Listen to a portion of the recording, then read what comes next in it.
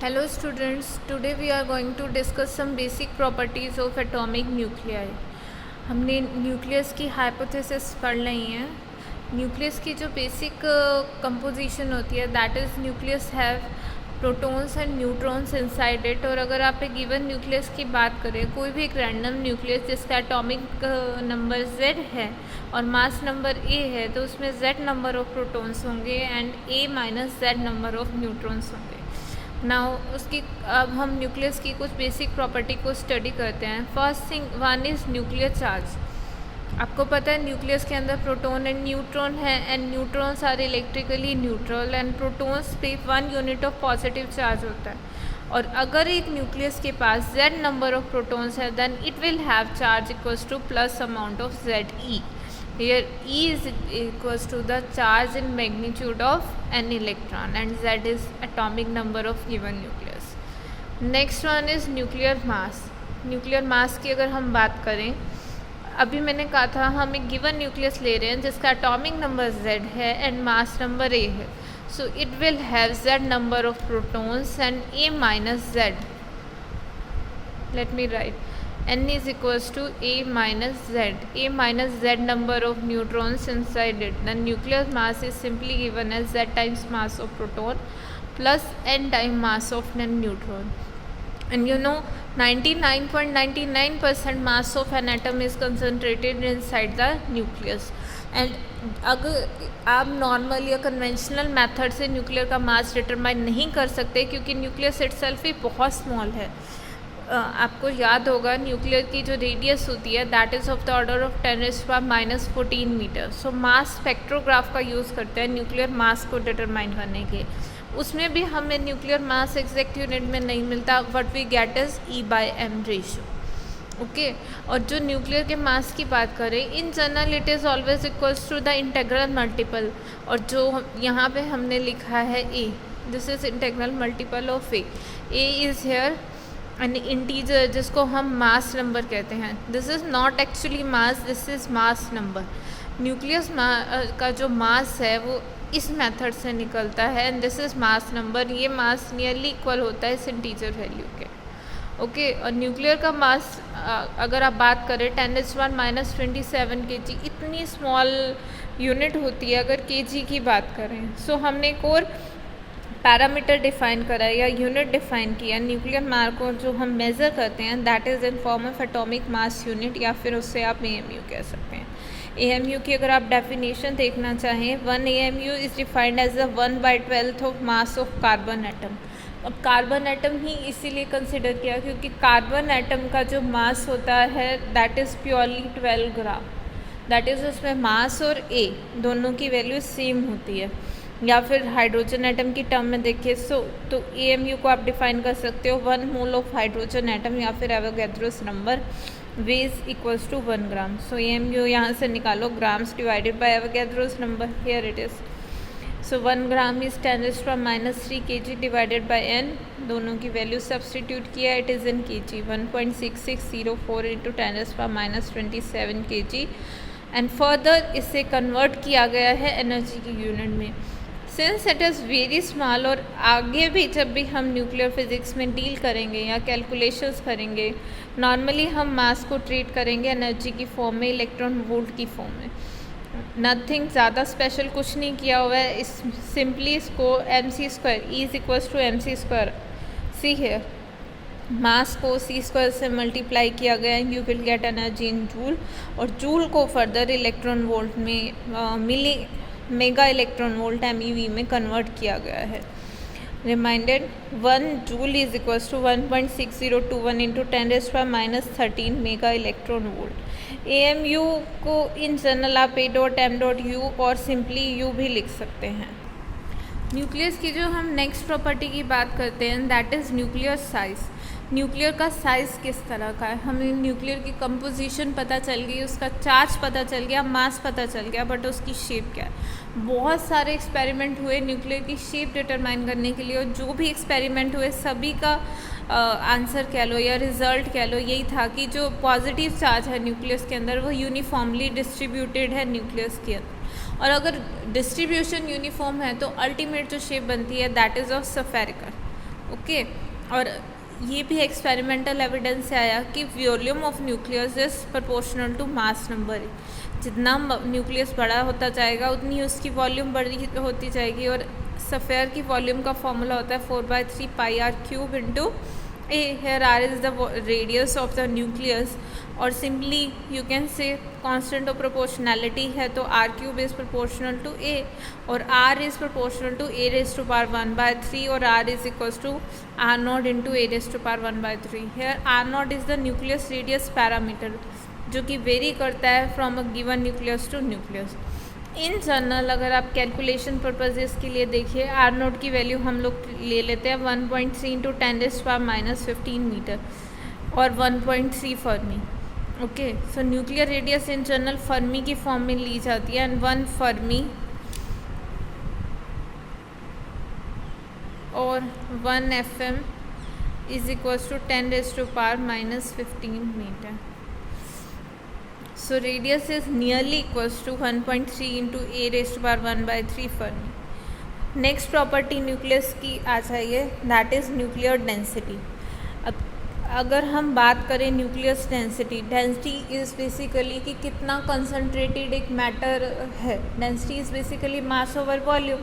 अब न्यूक्लियस जो है उसके अंदर 99.99% मास ऑफ एटम कंसनट्रेटेड है और उसकी रेडियस 10⁻⁻14 है और एटम की रेडियस होती है 10⁻⁻10 मीटर। सो इतनी छोटी जगह पे इतना सारा मास एटम का कंसनट्रेटेड है, इसीलिए न्यूक्लियस की डेंसिटी बहुत हैवी होती है और इन जनरल ये ऑर्डर होती है 10⁻⁻17 किलोग्राम पर मीटर। और अगर आप यहाँ से देखिए, सिंस जैसे जैसे मास बढ़ता जा रहा है वॉल्यूम भी बढ़ती जा रही है।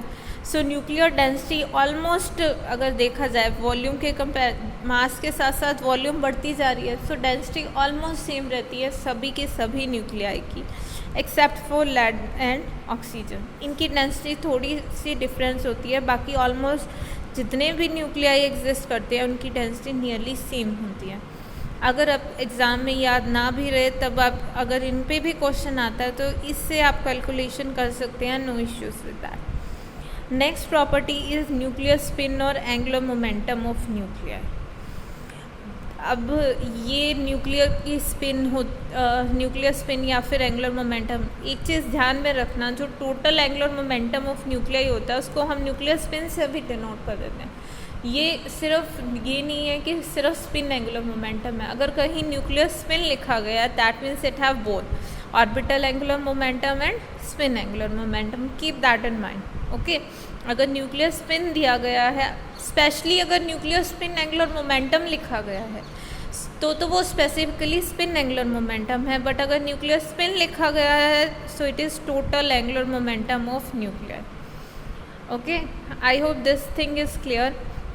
नेक्स्ट अगर बात करें कि इसकी डिस्कवरी की कि न्यूक्लियस पे भी टोटल एंगुलर मोमेंटम होता है, इसकी डिस्कवरी रादर न्यू थी। अब क्योंकि न्यूक्लियर का साइज़ की बात करें तो ये बहुत छोटा है, सो आप डायरेक्टली नहीं देख सकते कि वहाँ, और न्यूक्लियस के अंदर देखना तो और मुश्किल है कि प्रोटॉन और न्यूट्रॉन किस तरह से हैं।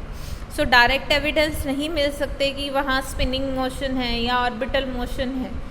न्यूक्लियर के अंदर बहुत स्ट्रॉन्ग फोर्सेस होते हैं और उसके अंदर देखना या पीप करना बहुत मुश्किल है और आज तक पॉसिबल डायरेक्टली नहीं हो पाया है। अब हमें ये पता कैसे चला कि न्यूक्लियस के साथ स्पिन होती है, इसके पीछे भी वेल एक डिटेल है। एंड द स्टोरी इज़ कि जो स्पेक्ट्रल लाइन थी उनको अगर बहुत हाई रिजोल्यूशन से देखा जाए तो वो फर्दर नंबर ऑफ कंपोनेंट में स्प्लिट हो जाती हैं। अब बात आती है कि ये स्पेक्ट्रल लाइन किसकी होती है। आप सब लोग फैमिलियर हो, सब ने सेकेंड ईयर में ऑप्टिक्स के एक्सपेरिमेंट किए होंगे।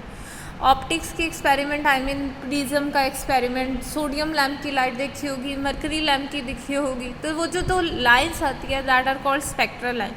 जो आज स्पेक्ट्रोग्राफ यूज़ कर रहे हो उनकी रिजोल्यूशन बहुत कम है। सो अगर हम हाई रिजोल्यूशन वाले स्पेक्ट्रोग्राफ से देखें, जो सोडियम की 2 लाइन्स है वो फर्दर 6 लाइन्स में स्प्लिट हो जाती हैं। इसी तरह हम बात करें मरकरी की तो हर एक लाइन जो है नंबर ऑफ कंपोनेंट्स में स्प्लिट हो रही है। और ये जो स्प्लिटिंग है इसको हम कहते हैं हाइपरफाइन स्ट्रक्चर। कि अगर हाई रिजोल्यूशन स्पेक्ट्रोग्राफ से देखें जिसकी रिजॉल्विंग पावर बहुत हाई है, ये spectral line number of component में स्प्लिट हो रही है, इस चीज़ को बोलते हैं हाइपर फाइन स्ट्रक्चर। ये जो स्पेक्ट्रल लाइन है, अभी तक आप पढ़ते आए हैं कि सोडियम एटम की या किसी की भी देखो, जो दो लाइंस होती है, इलेक्ट्रॉन जब एक्साइट होते हैं ग्राउंड स्टेट में वापसी आते हैं एक्साइटेड स्टेट से, तो जो लाइन एमिट होती है that is of due to ये इलेक्ट्रॉन की एक्साइटेशन की वजह से जो लाइंस आती है उनको हम स्पेक्ट्रल लाइंस बोलते हैं। बट फर्दर स्प्लिटिंग क्यों हो रही है, वो लेवल्स तो फिक्स हैं, हमारे पास इलेक्ट्रॉन के केस में कोई एक्स्ट्रा लेवल नहीं है।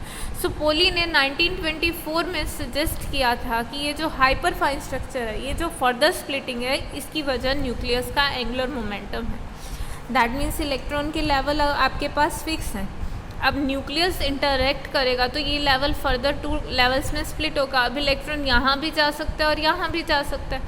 अब अगर ट्रांजिशन यहाँ और इन दोनों से है तो जो रिजल्ट में एनर्जी मिलेगी आपके पास नंबर ऑफ लाइंस मिलती है।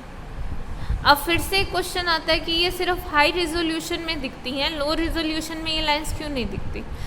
सिंपल सी चीज़ है, ये देखिए मैं पॉइंट्स ड्रॉ कर रही हूँ, अगर आप इनको बहुत क्लोजली देखेंगे आपको ये अलग अलग पॉइंट्स दिखेंगे। अगर दूर से देखो और ऊपर जाइए और जाइए और जाइए और जाइए, आपको सिंपली ये पॉइंट्स अलग अलग डिस्क्रीट ना दिख के लाइन्स दिखते हैं। सो लो और हाई रिजोल्यूशन का भी यही सीन है। हाई रिजोल्यूशन में आप बहुत क्लोजली दिखते हैं, लो रिजोल्यूशन में आप इतना क्लोजली नहीं देख पाते। सो यहाँ से न्यूक्लियस के एंगुलर मोमेंटम का कंसेप्ट आया था। अब जिस तरह हम बात करते हैं कि इलेक्ट्रॉन्स ऑर्बिट में रिवॉल्व कर रहे हैं अराउंड द न्यूक्लियस, उसी तरह न्यूक्लियस के अंदर जो न्यूक्लियस है, यहाँ न्यूक्लियस से मतलब है neutron and proton, they are also in constant motion in discrete orbits, quantized orbits inside the nucleus. और अगर वो डिस्क्रीट मीन्स अलग अलग, क्वांटाइज मीन्स वो कोई भी वैल्यू नहीं ले सकते, जैसे कि इलेक्ट्रॉन के ऑर्बिट की वैल्यू फिक्स होती है, that is equals to h/2π। So उसी तरह उनका भी एंगुलर मोमेंटम फिक्स होता है। अब न्यूक्लियन की बात करें, प्रोटॉन और न्यूट्रॉन, प्रोटॉन चार्ज पार्टिकल है, न्यूक्लियस के अंदर कांस्टेंट मोशन में है, तो वो उनका एक एंगुलर मोमेंटम होगा जिसे ऑर्बिटल एंगुलर मोमेंटम कहते हैं। साथ ही साथ जिस तरह इलेक्ट्रॉन स्पिन करते हैं अपनी एक्सिस के अराउंड, उसी तरह न्यूक्लियन भी करते हैं। So they also have spin associated spin angular momentum. अगर उनकी स्पिन है तो उससे एसोसिएटेड स्पिन एंगुलर मोमेंटम भी होगा। सो अगर हम एक गिवन न्यूक्लियन की बात करें, न्यूक्लियन मीन्स एक न्यूट्रॉन या प्रोटॉन की बात करें, सो टोटल एंगुलर मोमेंटम ये L दिख रहा होगा, this is I। Nuclear angular momentum को I से डिनोट करते हैं। Small I is equals to PL which is orbital angular momentum and PS spin angular momentum of a nuclear. और अगर पूरे न्यूक्लियाई की बात करें जिसमें नंबर ऑफ न्यूक्लियंस हैं, then total I is equals to L plus S, where L is equals to sum of individual of angular momentum of number of nuclei, and this is spin angular momentum, this is sum of individual sum of total spin angular momentum, this is total spin angular momentum, this is sum of spin angular momentum of different nuclei. Next, total angular momentum of nuclei, capital I is usually called nucleus spin and intrinsic spin। ये बात मैंने आपको पहले ही बोल दिया। अगर nucleus की intrinsic spin लिखी है या खाली न्यूक्लियस स्पिन लिखी है, that is equals to total angular momentum. इसको हम I से डिनोट करते हैं। और मैग्नीट्यूड ऑफ I अगर देखना है, so it is equals to √I into I plus 1 h cut, here h cut is h/2π। IZ maximum, IZ is the component of spin nuclear angular momentum, total angular momentum in any given direction से। इसकी maximum value होती है I h cut, और इसकी value जो है, अगर nuclear angular momentum की वैल्यू I है, सो इट्स IZ, इसकी वैल्यू वेरी करेगी प्लस I-1। इसी तरह यूनिटी के गैप से I-2 up to -I, so it will have total 2I plus 1 values। Okay, सो जैसे अगर IZ की वैल्यू अगर आप 2 कंसिडर करते हैं, I की वैल्यू 2 कंसिडर करते हैं, then IZ will have 2 1 0 -1 -2। So maximum value is I h cut. और I जो है टोटल एंगुलर मोमेंटम, ये आपको ये दिख रहा होगा। सो I depends on mass number A। सो अगर न्यूक्लियाई जिनका इवन मास नंबर है उसके लिए आई की वैल्यू इंटेग्रल होती है, और जिनका मास नंबर ओड है उसके लिए इसकी वैल्यू हाफ इंटेग्रल होती है। The reason is I Z. अगर जेड कंपोनेंट की बात करते हैं, नॉर्मली जेड हम इसलिए कोई भी गिवन डायरेक्शन ले सकते हैं, ज़रूरी नहीं है स्पेसिफिकली जेड हो। इन जनरल ये जो है मैग्नेटिक फील्ड की डायरेक्शन होती है जेड, और हम आगे भी इसको आई जेड से ही डिनोट करेंगे। So I Z is equals to L Z plus S Z. L Z is the orbital angular Z component of orbital angular momentum, and S Z is the Z component of spin angular momentum. Okay, और L Z जो है जितने मर्जी nucleus हो ये हमेशा integral multiple रहता है एच कट का, जबकि एस जेड जो है ये मल्टीपल रहता है plus minus H cut by 2 का, क्योंकि ये स्पिन है तो स्पिन हाफ रहती है। सो अगर इवन न्यूक्लियाई होंगे इसकी वैल्यू, अगर इवन नंबर ऑफ न्यूक्लियाई है तो ये इंटेग्रल होगा, अगर ओड है तो हाफ इंटेग्रल होगा। Okay, so it would be half integral for odd A, integral for even A. और ये जो हमारा आर्ग्यूमेंट है, ये थ्योरी है, ये सब एक्सपेरिमेंटल रिजल्ट्स के साथ मैच करती है। Okay, so that's it about nuclear properties of nuclear properties of nuclear. Still अभी 1-2 प्रॉपर्टीज़ रहती हैं, वो हम नेक्स्ट लेक्चर में स्टडी करेंगे। अगर आपको कोई भी डाउट है तो आप गूगल क्लासरूम पे या यूट्यूब पे लिंक कमेंट सेक्शन में पूछ सकते हैं। Okay students, that's it.